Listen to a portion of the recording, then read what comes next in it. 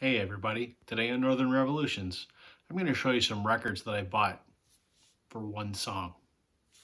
So stay tuned.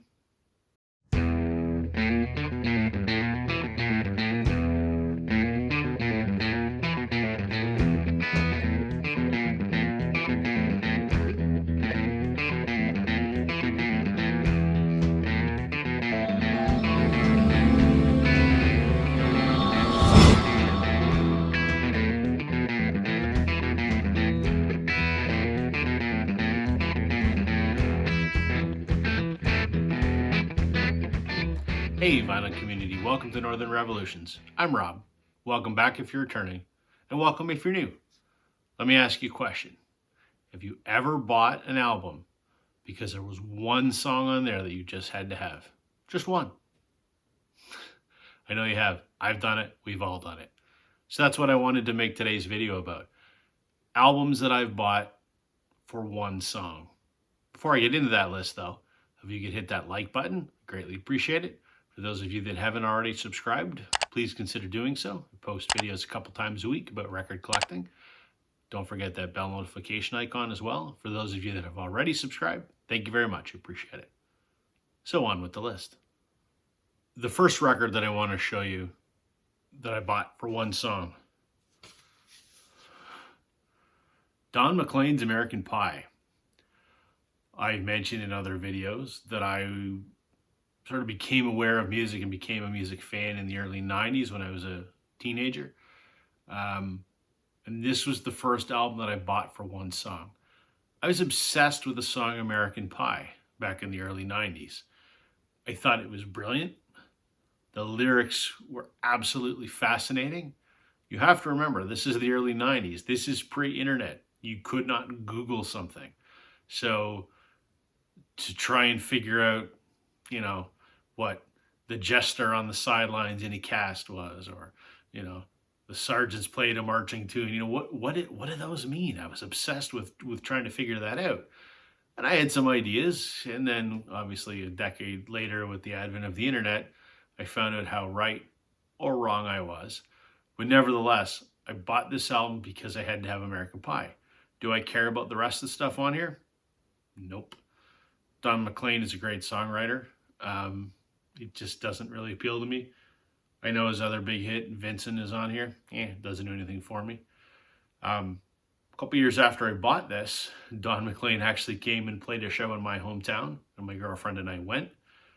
And I went only so that I could hear American Pie performed live, which was wonderful. So the first record that I ever bought for one song, Don McLean's American Pie. Another one that I want to show you, and these are no particular order by any means, but this album sounds exactly how it looks. This is Daniel Romano, and it's called Come Cry With Me. If this looks like, a 50s country Hank Williams Sr. kind of thing, that is exactly what this sounds like. But this came out in 2013. Daniel Romano is from southwestern Ontario. How do I say this without sounding negative? This record's terrible. Daniel Romano's not terrible. He's a bit of a chameleon. He has many genres. This is how I was first aware of him as a country musician. And some of his stuff after this is excellent. This is not.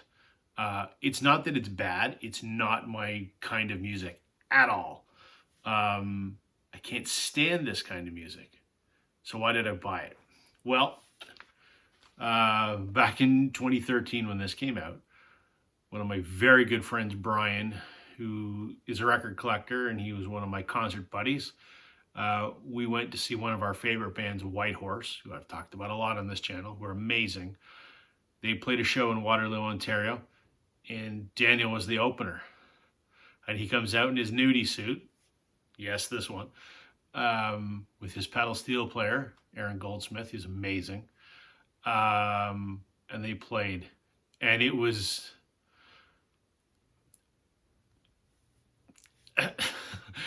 that was a reaction Brian and I had too. we were just blown away that someone was making that kind of music. And to us, it was terrible because it's not what we were into. Brian himself is a musician, and he would, the one song I would hear called I'm Not Crying Over You, Brian would play that at all the open mic nights after him and I saw this, and at all his shows at local pubs and bars. And I was the only person in the room that knew the lyrics, and it was just an inside joke between him and I. So I have a very special affinity for this record because of the memories attached to it, and how Brian and I just think I'm Not Crying Over You is just sort of,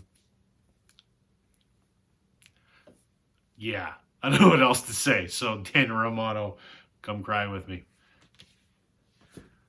Daniel, if you happen to see this, we don't hate your music. I just don't like that record. Your other stuff is fantastic. An album from 1979. I'm going to show it to you, and you're going to know what song it's for. The Knack. Get the Knack. Obviously, My Sharona. Everyone knows the song My Sharona. I always loved it. I just thought it was catchy. I thought it was awesome. Do I know much about it? Doug Fieger, I believe is his name. The principal songwriter, lead singer. He wrote this about a girl that he fell in love with. Sharona Alperin, I believe, was her name. It's a love song, but it's a great, snappy, happy, awesome, song. It was a #1 for 6 weeks in 1980, I believe. And with Capitol Records, who was their label, they were awarded award for 500,000 units of that single sold. And it was the fastest selling single on Capitol Records since the Beatles' I Want to Hold Your Hand. That's a pretty big accomplishment. So, The Knack, My Sharona. Do I listen to anything else on here? Nope. Is there anything wrong with the album? No, it's fine. Just My Sharona is so good that the rest of the record is kind of like, I'll put it on and listen to it, but it's more background than anything else. I might catch a little bit of flack over this one, but so be it, because I did get this record for one song. Crowded House. I didn't even know what this album's called.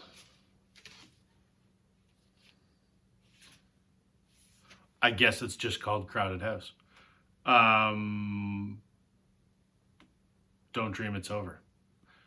Yes, there's also Something So Strong, which is another big hit. But the reason I have this is Don't Dream It's Over. I've always thought that Neil Finn is a great songwriter, and that is an amazing song.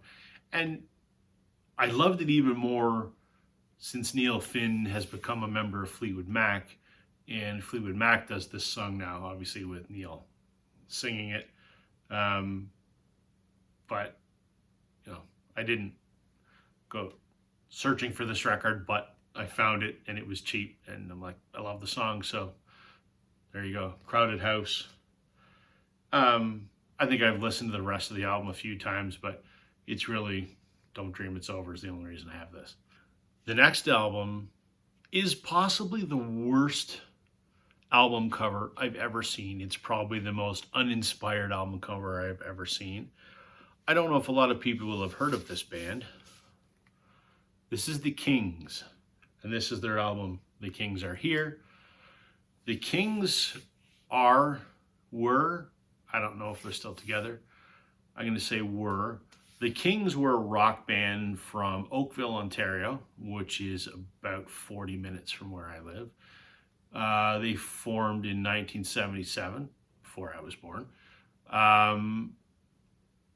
They were in the recording studio. There's a famous studio in Toronto called Nimbus 9. They were in there in 1980 working on this album.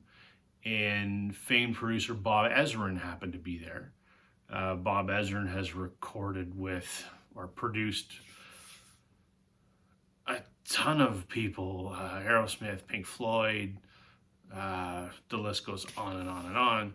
He happened to be in the studio and heard them working on their album and then ended up producing this record. See what I mean? For the worst cover of all time. Really makes you not want to. It actually looks like a 12-inch single. It actually doesn't look like an album, but it is an album. So the song off of here